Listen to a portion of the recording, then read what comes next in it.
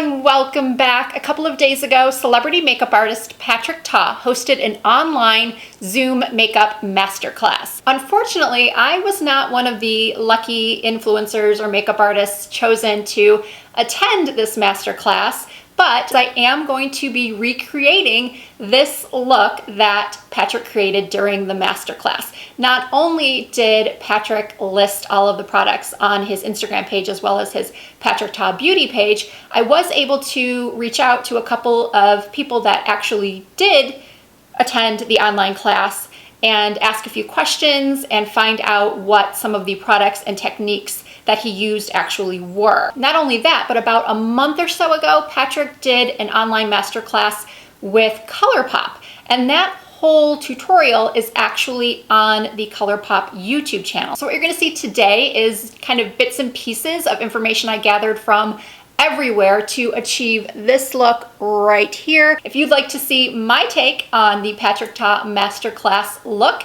then please keep on watching. Patrick really likes to use facial oils before applying makeup, especially on drier skins, but I'm choosing to use the Bobbi Brown Vitamin E Enriched Face Base. However, I am using the exact eyeshadow base that he used in the ColourPop Masterclass, which is this one from P. Louise. Patrick is one of those makeup artists that prefers to do the eyes first before foundation. After applying the eyeshadow primer, he does then go over it with a light dusting of powder. Patrick Ta's favorite makeup aesthetic is a monochrome look, where the eyes, lips, and cheeks are all of the same tone. So for this particular look, he used the powder side of his Major Beauty Headlines Double Take Cream and Powder Blush in She's So LA and ran that through the crease as a transition shade. And as you can see with my hooded eyes, I'm taking that shade slightly higher than where my natural crease is. Now I'm taking the Dose of Colors Friendcation eyeshadow palette and using my Sigma E25 blending brush, I am dipping it into two shades, Churro and Girl Bye. And I'm applying that mixture to my outer corners and slightly into my crease to deepen up that transition. Patrick likes to use a very, very soft touch, as do I. Everyone kept saying that it looked like he was barely touching the model's eye with his brush.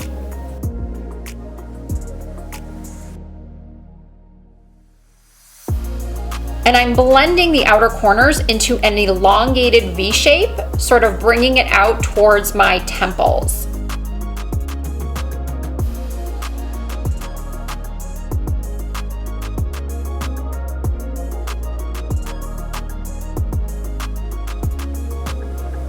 Next up, I'm taking a Sigma E55 blending brush and I'm using the dark brown from the palette called Cheens, and I'm pressing that onto the outer corners of my eyes. Now I know this looks intense and a little crazy right now, but as you'll see in a moment, I'm going to take a clean brush and blend that dark brown out so it looks very soft and seamless. One of the things I heard over and over from the ColourPop Masterclass and from the people who watched the most recent class is that Patrick does a very excessive amount of blending. As a makeup artist myself, that's something that I always preach as well. You likely have to do more blending than you think. As you can see, I go back and forth multiple times. Sometimes I add more and then blend again.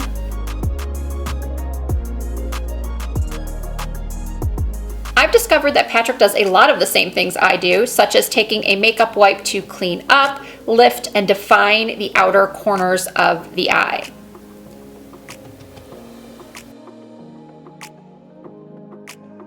In the photos I saw from this most recent masterclass, I noticed the model had such a gorgeous, wet-looking shimmer on her lid, so I reached out to someone who watched the class, and she told me that he used this stunning pink pressed glitter shade from a Pat McGrath Mothership palette. I was honestly really excited when I found that out because I already owned this product and a majority of the products he used. Then I go back in with another flat brush. This is the Esom W21, and touch up the dark brown on the outer corners.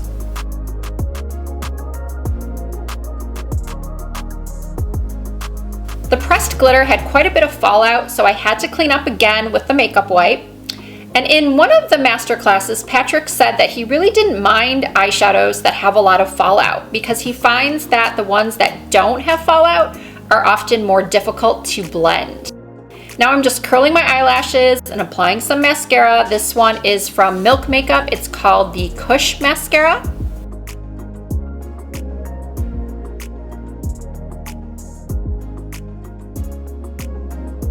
In both master classes, Patrick used individual lashes, but I decided to use these strip lashes from the new House of Lashes Patrick Ta collection. These are called I Mean. I've used these already and I've cut them to be more of a corner lash versus a full strip.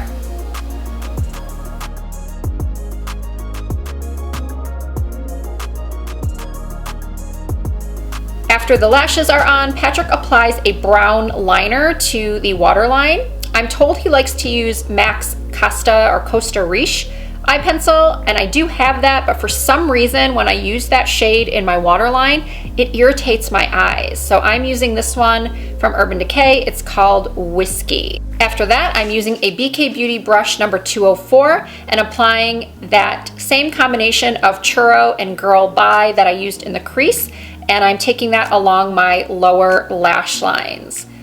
On Patrick's model, he took the shadow quite low. He really smoked it out. But being that I'm a lot older than the model he used, I could probably be her mother, and I also have fine lines, I prefer the shadow to not be so smoky and so blown out.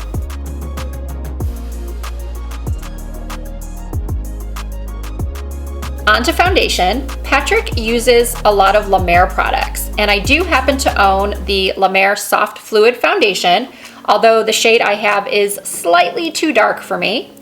I normally apply my foundation with a beauty blender. However, Patrick's technique is to apply the foundation with a brush first and then go over it with a damp beauty blender.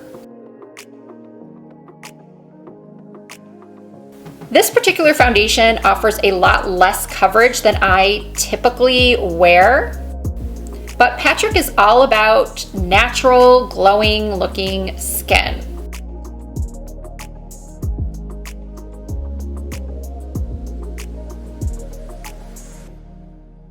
And as you can see here, I'm now going over the foundation with the damp beauty blender, and this is where I kind of wish I had seen him do this with my own eyes, because I feel like doing this technique took off some of the coverage.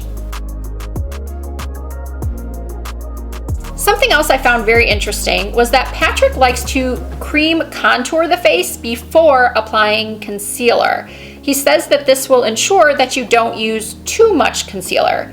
But to be honest with you, I'm still trying to figure out the logic in that. It's another thing I really need to see with my own eyes. I'm using the Charlotte Tilbury Contour Wand because I find it very easy to blend, and it's also a really natural looking shade.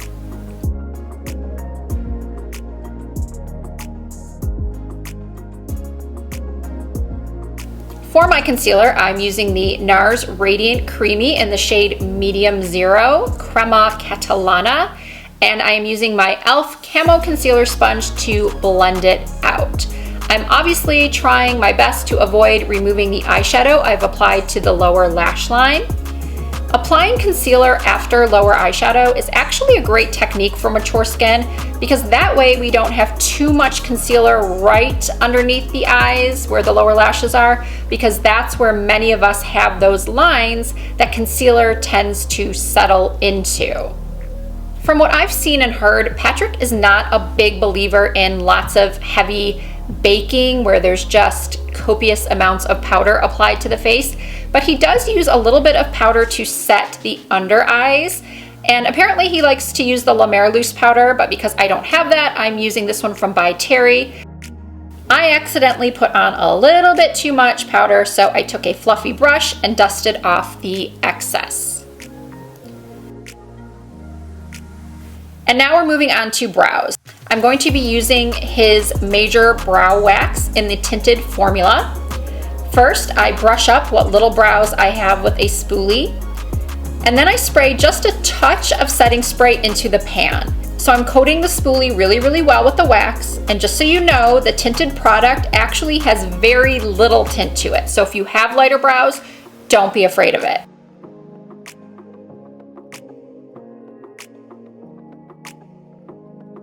Once I've brushed up my brows with the wax, I wait about 60 seconds, and then I use the flat portion of this dual-ended brow brush and press and lift on the brow hairs to give them a laminated look.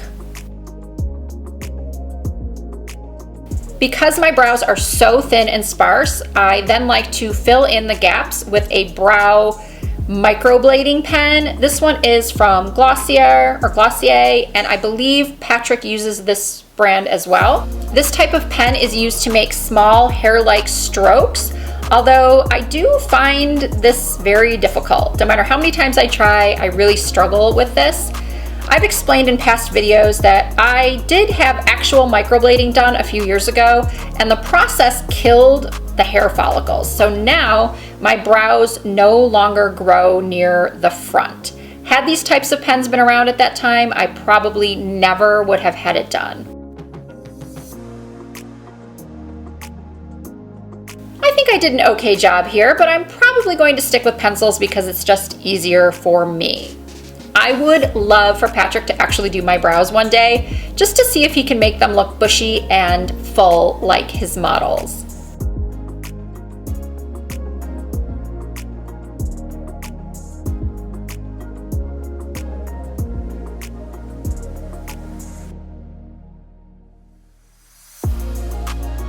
And now we're going to finish off the look with cheeks and lips. Going back to that whole monochromatic theme, once again, Patrick does something a little bit different with his cream and powder blush duo. He actually applies the powder side first, and I'm using xoxo once again, and I'm taking the Patrick Ta blush brush that I love, and I'm applying, as I mentioned, the powder side first.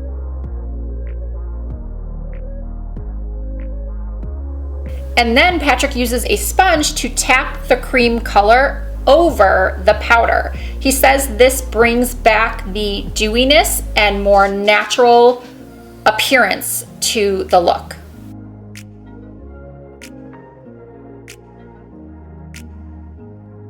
And finally, for the lips, I'm using the Patrick Ta Precision Lip Crayon in Oh She's Single. It did take some getting used to the angled tip of this pencil, and I'm still not so sure that I like it, but I do really love the color.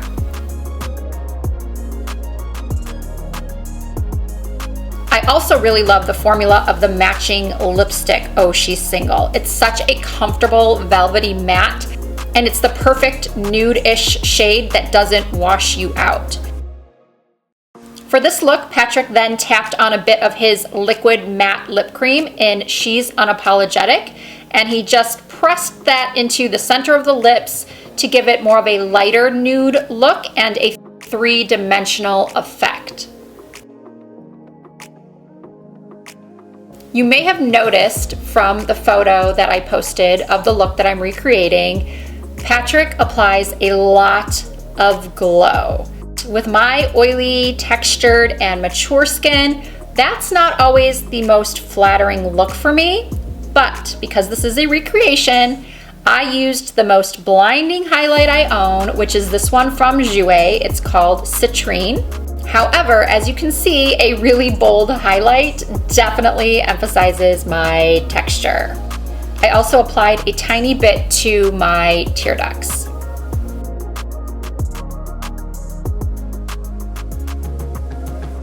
And voila, here is my completed recreation. All right, everyone, that'll do it. I hope you enjoyed seeing my step-by-step recreation of the look Patrick Ta taught in his online masterclass. If you did, please give it a thumbs up. If you're not already a member of the Risa Does Makeup family, please join us by hitting that subscribe button and the notification bell. I do try to upload new videos at least twice per week. You can also find me on Instagram, Facebook, and Twitter under the same username. It's all Risa Does Makeup. Once again, thank you so much for watching, and I look forward to seeing you in my next video.